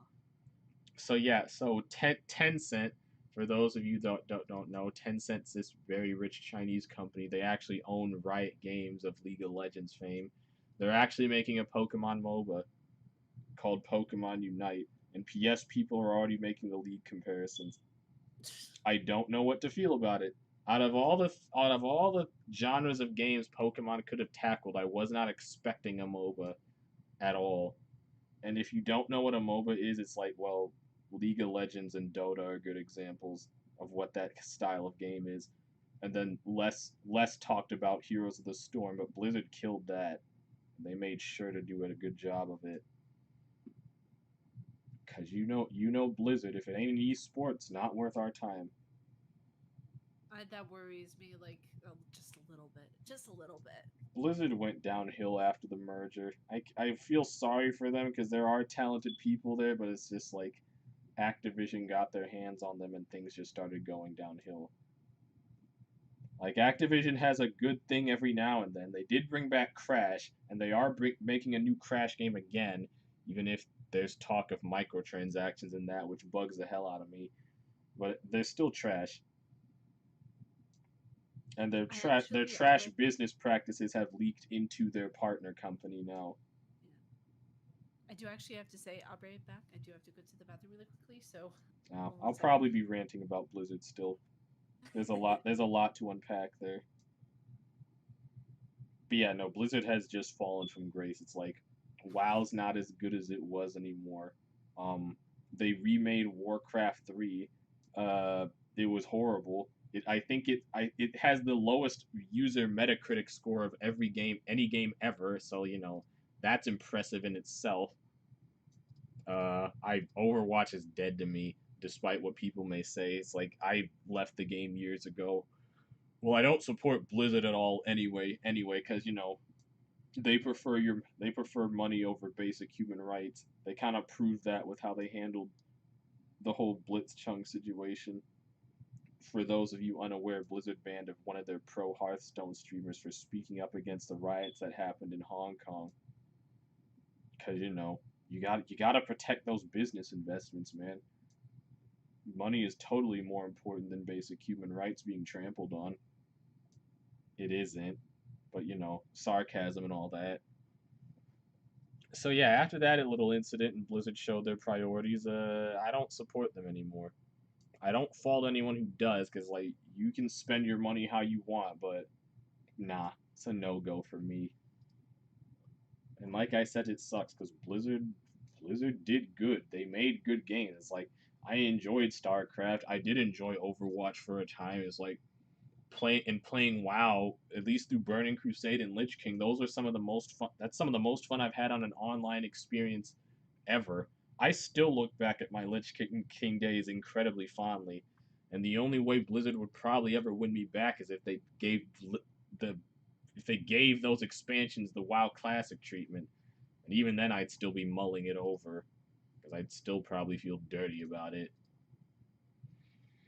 But I got completely off topic, but I guess kind of mulling over to Pokemon Company, I honestly do think the series needs a break. Like, I know that's probably never going to happen because, Pokemon is the highest selling thing in existence. Like, Pokemon can do literally anything and it will make billions. Well, millions, if not billions.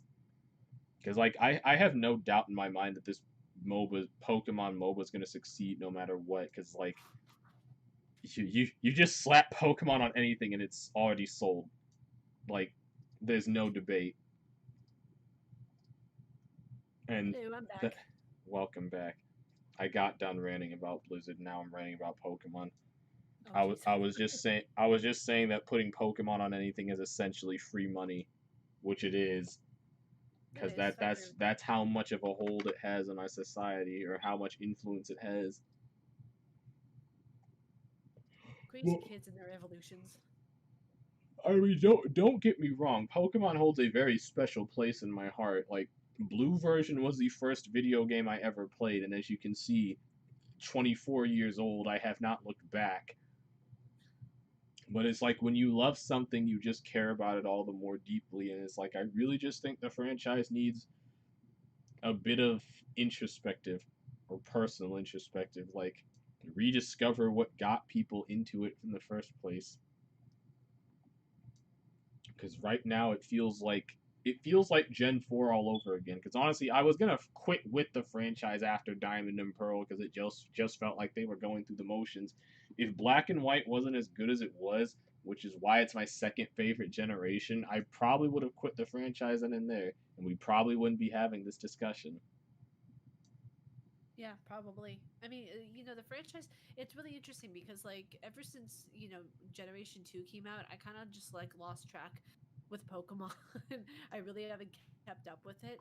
But the Oh, fact of the matter is that, like, with Generation 1, 2, and 3, those were the best ones. And I feel like they started really branching off after that and experimenting a little too much. hey yo, second gen, best gen though. Gen 2 gang, where you at? Hype, hype. Those hours. Yeah, most people are attached to Gen 3 because a lot of people outside of my age group grew up with the Game Boy Advance.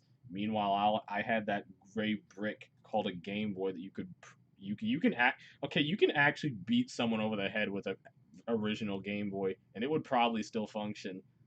It's that Most thick. likely. It It's like is the that Nokia. thick. It's basically a Nokia phone, but it plays games, good games. Oh, did you know? And I'm only saying this because I covered this in a video I did today. Did you know that Resident Evil was originally supposed to be ported for a Game Boy Color? Yeah, I've heard rumors of that. Resident Evil has a interesting development histories. I feel They like do. a lot of Capcom games do. I mean, honestly, I would have loved to have seen it on the Game Boy Color just to see those clanky mechanics and really awkward dialogue sets. Yeah, no, you can't really make a scary game on a Game Boy because like there's only so much you can do with that for one, and then it's like there's the original Game Boy had no color, so not much to do with that there. But I don't know. It's like I might buy the Pokemon DLC myself when both parts of it drop because you can't buy them separately. You have to buy it as a package deal, which will cost you $30, and the second part of it isn't even out yet, which does rub me the wrong way, but still, Oh, so they're not completely making their audience bankrupt. That's good for once. I guess. But people who like to complain about how they're handling Sword and Shield with the DLC. It's like you're complaining about Pokemon having DLC, which I figured it would do one day, but you buy the freaking special editions of these games for your favorite generation in a heartbeat. Like, despite your attachment to these games, like Pokemon Yellow is basically just Pokemon Red and Blue, except you get a Pikachu instead of a starter. If anything, that kind of makes the experience worse because I would rather have a starter over a Pikachu. I So don't. wait a second. I'm curious though. What's the difference between Red and Blue and Eevee and Pikachu versions that came out? Well, for one, Let's Go Pikachu and Eevee take more of a Pokemon Go approach to a spin. So it's like you don't actually battle Pokemon. It's literally Pokemon Go if it was on the Switch. Well, you don't battle wild Pokemon. You still battle trainers, but it's literally like baby's first Pokemon game. That's the best way I can put it.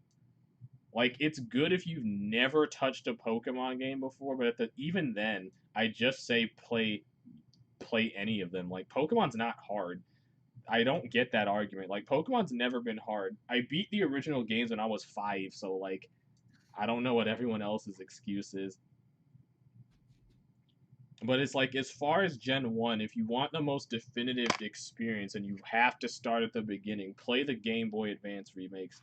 Play Fire Red and Leaf Green because the original Red, Blue, and Yellow they have not aged well. Pokemon's so They're frustrating with horribly those. like the Gen 1 of Pokemon is horribly buggy.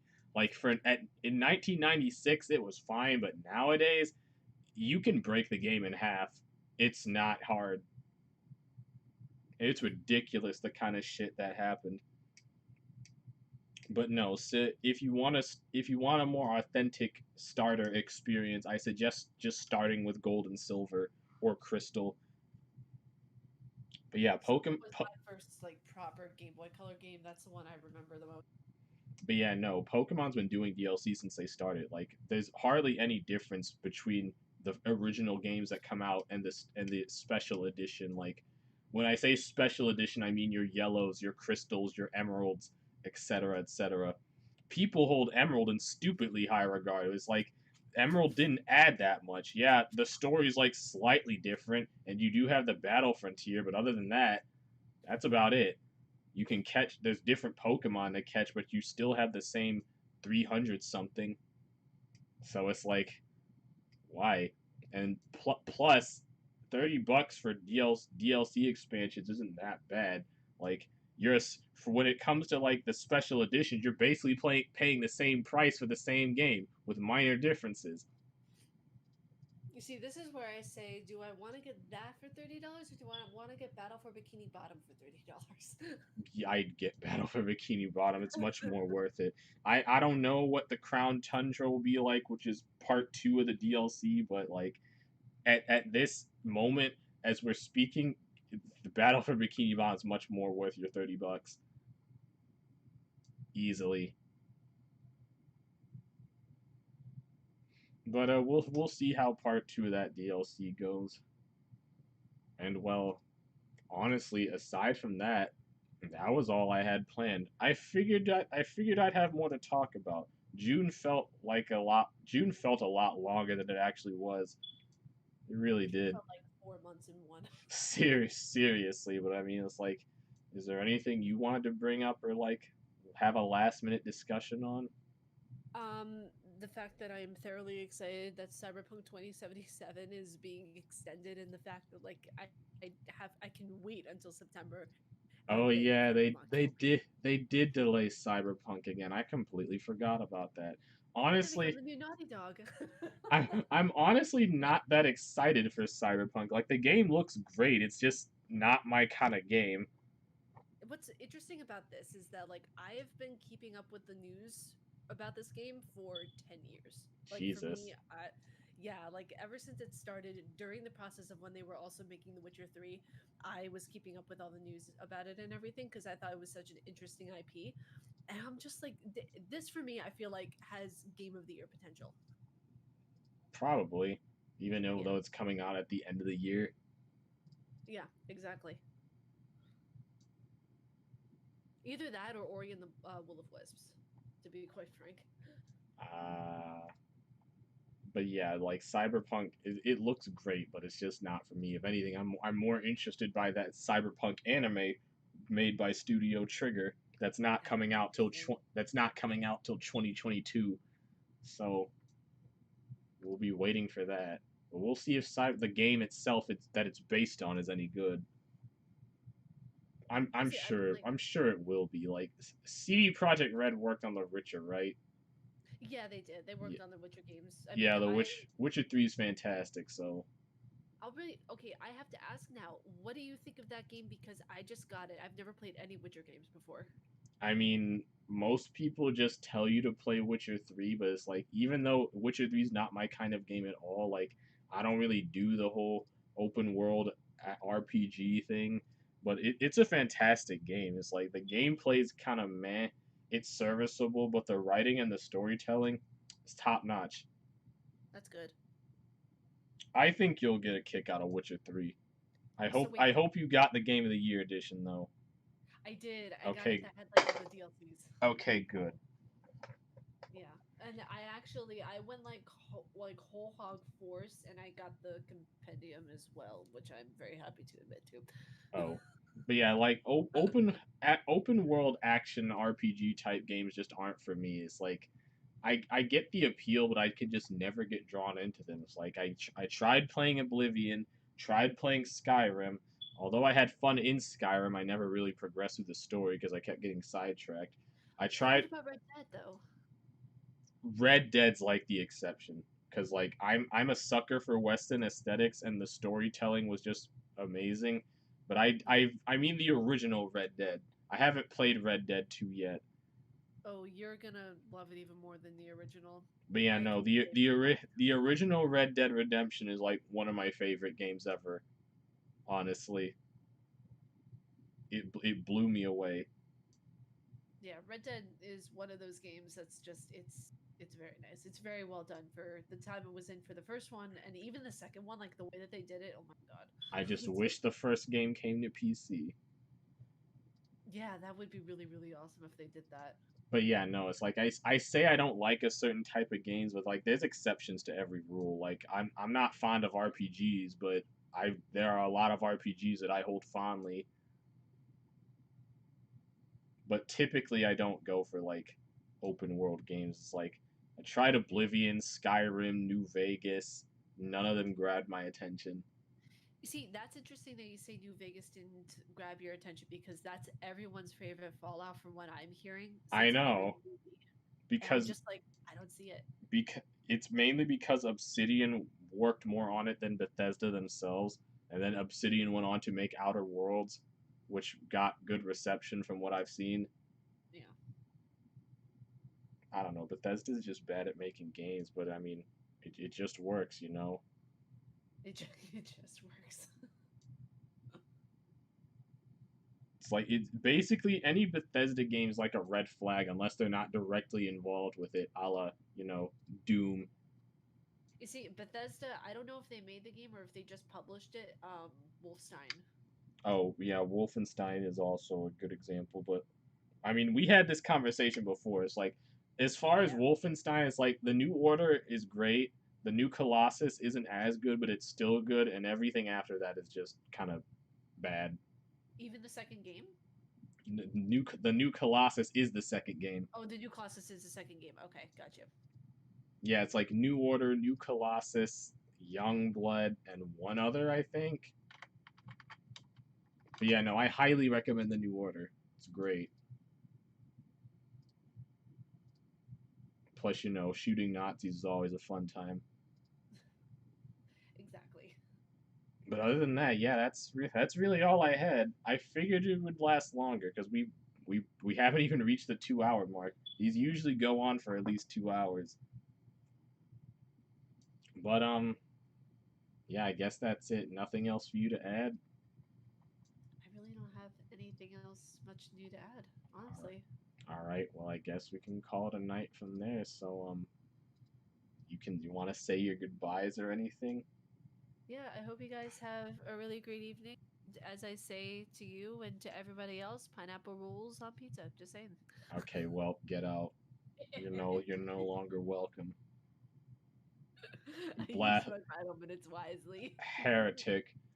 But yeah, anyway, thank you guys so much for watching. I actually wasn't expecting that big of a turnout, but I'm surprised that there are apparently 7 people watching, and that means the world to me. I hope you guys enjoyed the discussions we had. I usually try to have more people, but it's like, life happens, and I'm never gonna hold people. I'm never gonna hold it over people that can't make it. If anything, I'm flattered that people agree to be on my dinky little show anyway. Um, check hipster out. She's a good soul. It's been a pleasure getting to know her, becoming Oh, friends and all that. oh well, thanks Subs- too, bro. I really appreciate ya. and then normally I would say if you liked what you saw, you can follow, but you can't follow. So like, I hate being cliche, but I guess like, comment, and subscribe. I guess. And smash that like button too. Smash that motherfucking like button. Hit that bell to get notified when I post a video. When I ever post a video, gotta Make get sure to better at drop the that. merch. Oh man, if I ever have merch, I'll consider that a life accomplishment. Just be like Logan Paul dropping them diss tracks about the merch. Oh my god. But yeah, I thank you guys for tuning in, and I hope you all have a good evening. Bye, guys.